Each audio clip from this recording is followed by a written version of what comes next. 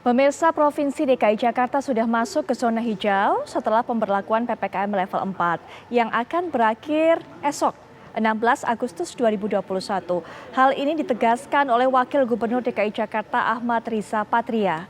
Ditambahkan pula, Pemda DKI Jakarta akan memberikan lagi banyak kelonggaran beraktivitas bagi warga DKI, termasuk di fasilitas umum.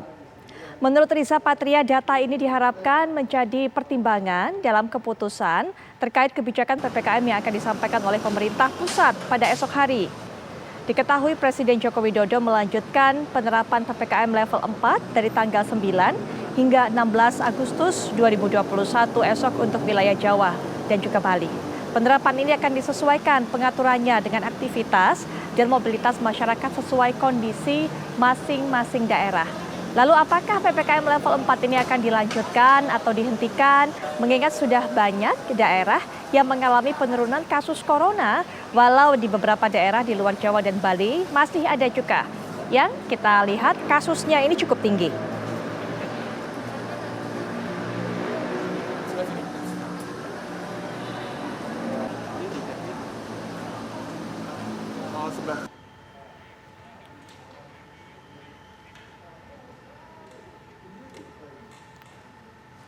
Jika DKI Jakarta sudah menunjukkan penurunan kasus, bahkan tadi kita sudah dengarkan bagaimana pernyataan dari Wakil Gubernur DKI Jakarta yang mengatakan bahwa sudah bisa masuk atau dikategorikan zona hijau. Bagaimana dengan provinsi-provinsi lainnya?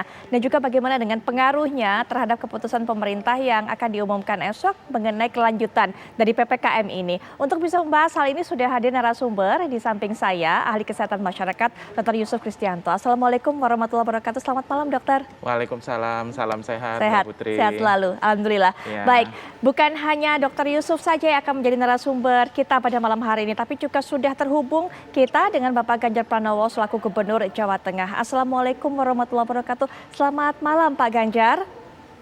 Waalaikumsalam, selamat malam. Baik, Pak Ganjar, ini mungkin bisa diberikan informasi kepada kita bagaimana kondisi di Jawa Tengah sendiri, karena kalau yang kita tahu bahwa memang kemarin-kemarin Jawa Tengah ini menyumbangkan kasus atau jumlah kasus yang cukup tinggi. Bagaimana dengan penerapan PPKM level 4 yang cukup ketat kemarin, Pak Ganjar? Ya, sebenarnya kalau kita melihat dari bornya ya, kita udah mulai cukup bagus ya. Terus kemudian udah turun, sekarang antrian-antrian sudah tidak ada lagi begitu. Tapi kita masih tetap waspada karena beberapa kabupaten kota nampaknya masih belum bisa mengikuti tempat-tempat yang lain. Artinya kita masih waspada di sekitar Solo Raya, ada di Banyumas begitu, dan kita nggak boleh lengah. Meskipun tentu saja hasil dari uji coba kemarin, umpama kayak mal sudah mulai dibuka, masih dengan ketat, saya kira cara itu baik ya, untuk kita bisa mendorong. Namun demikian kami lagi mencoba untuk genjot vaksinasi agar lebih banyak lagi dan lebih cepat lagi vaksin yang masuk ke Jawa Tengah, sehingga kami bisa melakukan akselerasi itu. Sehingga nanti seluruh Jawa kita harapkan memang bareng-bareng begitu. Bareng-bareng sama perbaikannya, karena kalau tidak, saya khawatir nanti mobilisasi yang tinggi akan mempengaruhi daerah-daerah lain yang sudah baik. Karena kita butuh kerjasama soal itu begitu. Pak Ganjar, sudah banyak ada beberapa hal yang dilonggarkan kemarin, termasuk salah satunya adalah mal dibuka walaupun dengan protokol yang cukup ketat. Tapi bagaimana dengan kesadaran masyarakat? Iya, kalau saya melihat kesadaran setidaknya mereka harus memakai masker, alhamdulillah Mbak mulai bagus begitu. Terus kemudian kesadaran mereka untuk ya bisa antri begitu lumayan begitu. Nah cuman begitu dibuka beberapa rumah sakit, rumah makan mereka bisa duduk, bisa ngobrol. Nah ini gejala-gejala yang nampaknya disiplinnya masih perlu dijaga lagi. Karena tidak semua rumah makan mau untuk menata kondisi restorannya, warungnya, agar mereka berjarak, membatasi. Ini nampaknya masih harus didampingi, agar nanti kita tidak kecolongan lagi, sehingga yang sudah membaik, sudah mulai turun ini jangan sampai nanti kurvanya kembali naik tiba-tiba, dan itu pasti akan menyusahkan semua. Baik, ada yang mencoba untuk mencolong-colong begitu Pak, artinya juga mulai mungkin tidak ketat gitu kan, seperti yang katakan Pak Ganjar tadi, yaitu tempat-tempat makam. Bagaimana Pak ini untuk memonitor tempat-tempat makan tersebut Pak? Adakah kemudian Satgas yang diminta untuk patroli khusus atau seperti apa? Atau mungkin sanksi Pak kepada para pemilik? Masih. Jadi kita komunikasi terus dengan pemilik, dan pemilik ini kan meminta situasi ini untuk diberlakukan secara bertahap, mulai diizinkan mereka dine in, terus kemudian mal-nya mulai terbuka, mereka sendiri hati-hati sehingga saya peringatkan kepada semua pihak untuk yuk kita bantu yuk, karena inilah yang disebut adaptasi kebiasaan baru. Orang boleh sebut new normal atau apapun lah istilahnya, tapi ketika kemudian kita berada di ruang publik, tetap harus dengan protokol keras dan betul Mbak, memang harus masih ada patroli, masih ada orang yang mengingatkan. Maka saya buat gerakan eling lan ngeling ge, ingat dan mengingatkan itu muncul dari masyarakat. Kita ajak mahasiswa, kita ajak orang, teriakin aja kalau ada yang tidak disiplin begitu. Kalau perlu diviralin gitu. Sehingga ada kontrol sosial, sehingga nanti masyarakat bisa saling menghormati antar yang lain di dalam suasana yang terbuka di tempat keramaian, sehingga mereka bisa menjaga diri begitu. Baik, kita harapkan bisa efektif Pak kontrol sosial tersebut. Kita juga akan minta pendapat dari Ibu Mas Dalina Pane dari Satgas COVID-19 yang sudah bergabung juga dalam diskusi ini. Assalamualaikum warahmatullahi wabarakatuh. Selamat malam Bu Mas Dalina Pane. Selamat malam Mbak Putri. Baik. Selamat malam Pak Ganjar. Halo Bu. Baik. Ibu, kalau kita melihat ini bahkan Wagub DKI Jakarta sudah mengatakan Jakarta zona hijau. Artinya penurunan kasus, Pak Ganjar juga sudah bercerita. Ini sepertinya kita juga sudah bisa melihat grafik-grafik tersebut ataupun jumlah angka-angka tersebut dengan positif begitu. Lalu bagaimana Bu? Apakah ini juga sudah waktunya, sudah artinya PPKM ini kemudian semakin dilonggarkan atau seperti apa tinjauannya Bu Mas Dalina? Saya tentu lebih percaya kepada perhitungan teman-teman di wilayah, karena mereka yang paling mengerti tentang kondisi wilayahnya. Ada beberapa data yang tidak bisa mengalir baik ke pusat, sehingga kalau menurut pandangan saya tentu pimpinan daerah yang paling mengerti tentang wilayahnya yang harus memutuskan jenis pembatasan apa yang cocok untuk wilayahnya, Mbak Putri. Baik, tidak bisa sampainya data-data tersebut kepada pusat, ada kendala tersendiri Bu, karena seharusnya pusat bisa memonitor berapa angka ataupun jumlah kasus dan sebagainya di berbagai daerah, Bu Mas Dalina.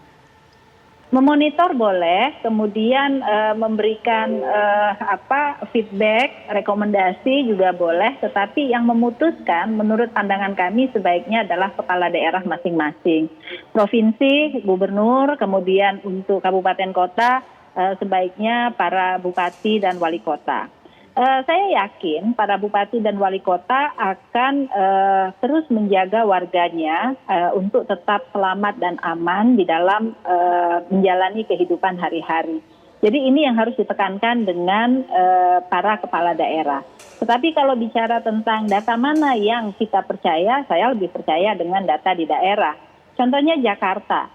Jakarta dan Jawa Tengah itu masih kalau kita lihat di situsnya Kemenkes itu masih berada pada level 4. Tetapi kalau saya lihat data yang ada di web mereka masing-masing, sebenarnya data mereka sudah cukup baik dan mestinya sudah tidak berada di level 4. Nah, jadi maksud saya ini ada semacam kesenjangan antara data yang ada di pusat dengan data yang ada di wilayah. Kalau disuruh memilih, saya mana yang lebih saya percaya, tentu data yang di wilayah yang saya percaya. Karena berbulan-bulan sebenarnya kesenjangan antara data yang ada di wilayah dengan yang ada di pusat. Jadi, dan ini belum terselesaikan sampai hari ini. Tetapi kalau untuk mengambil keputusan cepat terhadap pembatasan yang ada di wilayah, menurut saya wilayah yang memiliki otoritas dan memiliki kewenangan ya untuk menentukannya. Mereka yang lebih mengerti tentang bagaimana kondisi wilayahnya masing-masing. Baik, ada perbedaan data antara pusat dan juga masing-masing daerah, tapi mungkin Dr. Yusuf punya catatan tersendiri di sepekan terakhir ini pemberlakuan PPKM yang diperpanjang, walaupun dengan berbagai macam penyesuaian. Oke, saya menggunakan data bahwa bersyukur alhamdulillah Jakarta sudah jauh lebih baik ya. Jadi sekali lagi salut untuk seluruh masyarakat Jakarta yang sudah patuh. Saya bisa melihat rumah sakit sudah lebih tenang dan seperti minggu lalu saya katakan BOR 89, 77, 47 dan sekarang sudah 33. ICU 95, 88, 70 dan sekarang sudah 59% ICU digunakan.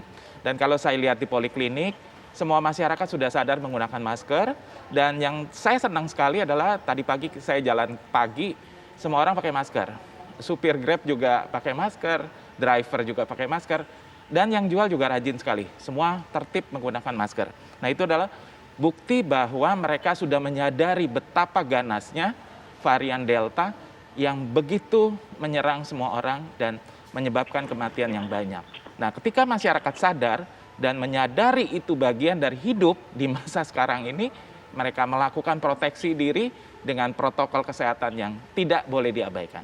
Baik. Saya lihat itu adalah sikap yang sangat bagi masyarakat di Jakarta sekarang ini. Baik, Dr. Yusuf, tentunya untuk bisa memberikan penentuan, pemerintah ini mempertimbangkan banyak hal, bukan hanya jumlah ataupun angka kasus saja, Dr. Yusuf, tapi bagaimana testing, tracing, treatment, kemudian juga program vaksinasi ini sudah sejauh apa? Sudah mencapai targetkah kemudian warga yang divaksinasi? Tadi juga Pak Ganjar sudah menyinggung mengenai ini, nanti kita akan bahas lebih lanjut lagi, tapi juga kami nanti akan mengajak Anda untuk bisa mendengarkan cerita dan juga apa sebenarnya yang dialami oleh para pengusaha tempat hiburan malam terutama, karena memang semenjak adanya pandemi corona yang melanda tanah air ini, kemudian tidak ada kelonggaran yang diberikan oleh pemerintah kepada mereka. Apa yang mereka hadapi? Kami akan bahas sesaat lagi tentunya bersama Ibu Hana Suryani selaku Ketua Asosiasi Pengusaha Hiburan Malam Jakarta. Sesaat lagi.